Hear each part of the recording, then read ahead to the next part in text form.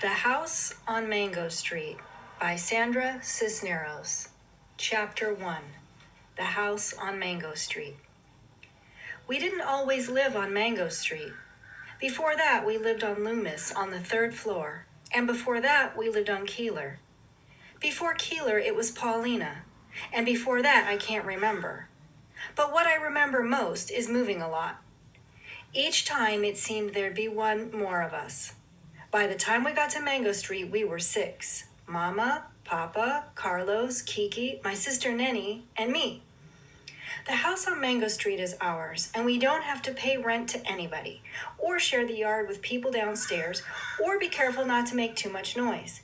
And there isn't a landlord banging on the ceiling with a broom. But even so, it's not the house we thought we'd get. We had to leave the flat on Loomis quick. The water pipes broke, and the landlord wouldn't fix them because the house was too old. We had to leave fast. We were using the washroom next door and carrying water over in an empty milk gallons.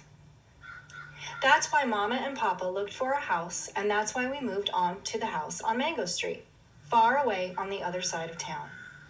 They always told us that one day we would move into a house, a real house that would be ours for always, so we wouldn't have to move each year.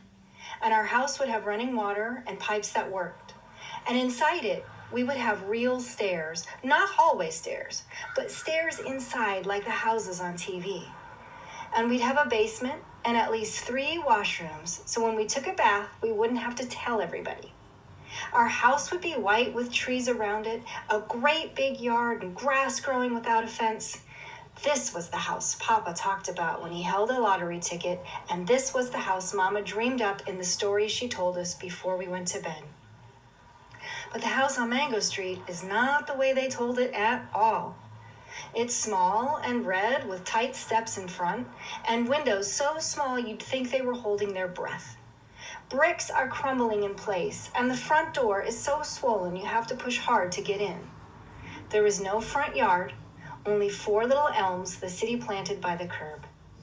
Out back is a small garage for the car we don't own yet, and a small yard that looks smaller between the 2 buildings on either side. There are stairs in our house, but they're ordinary hallway stairs, and the house has only 1 washroom. Everybody has to share a bedroom. Mama and Papa, Carlos and Kiki, me and Ninny.